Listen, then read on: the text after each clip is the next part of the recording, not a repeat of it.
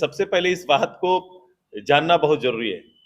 कभी कभी गवर्नमेंट के आने वाले जो इश्तिहार को ही हम डेट मान लेते हैं और ये सोचने लगते हैं कि सरकार ने ये प्रयास किया।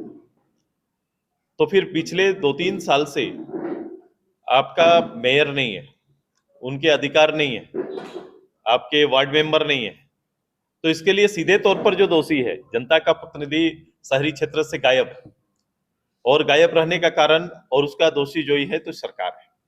ऐसा हो नहीं सकता है। ये 3 साल तक केवल सरकारी पदाधिकारी द्वारा संचालित होने वाला ये सिस्टम किसी आम पब्लिक को, शहर में रहने वालों को स्वीकार नहीं है।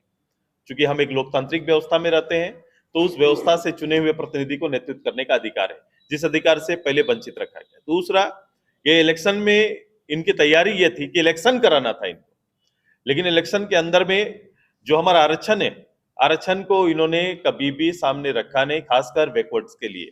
इसी इशू को लेकर जब सरकार के सामने इस विषय को रखा गया, सरकार ने किनारे करते रहे। सरकार कोर्ट के माध्यम से आने वाले संज्ञान, जब हम लोग कोर्ट गए, हमारी पार्टी ने संज्ञान लेकर यहां से लेकर सुप्रीम कोर्ट तक ये बात को उठाया। सुप्रीम कोर्ट का नोटिस जब आया, सुप्रीम कोर्ट का आदेश आया, आदेश आने के बाद ट्रिपल टेस्ट कराने को सरकार राजी हुई। सरकार ने कहा कि ट्रिपल टेस्ट कराएं, ये डाटा सरकार के पास है। मैं अभी नहीं जानता, लेकिन मैं मान रहा हूं कि सरकार ने कराया।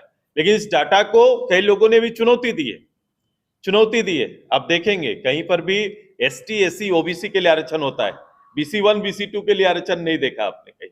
ये यहाँ पर इस तरह से भी किया गया है। यहाँ इसके अलावे जो डाटा या जो शहरी एरिया का जो रोस्टर है, उसका भी बेसिक पालन जो करने का नियमत्व है, उसको भी नहीं रखा गया। तो कई अभी है जो इसको चुनौती लोग दे रहे हैं। सरकार को उन चुनौतियों को स्पष्ट करना चाहिए कि किस हालात में इन चीजों पर निर्णय लिया गया है।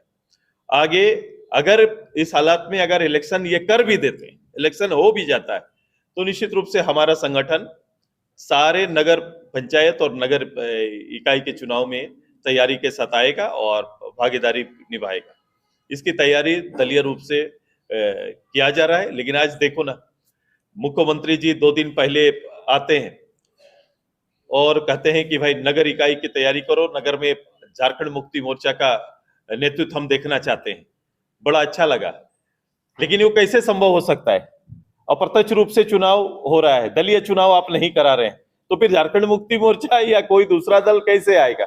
मुख्यमंत्री अगर झारखंड मुक्ति मोर्चा को नगर क्षेत्र में मजबूत करना चाहते हैं या अपने दल को, अपनी सरकार को मजबूत देखना चाहते हैं, तो दलीय चुनाव कराना चाहिए। सरकार को दलीय चुनाव करा देते हैं, बड़ा स्पष्ट हो जाता है।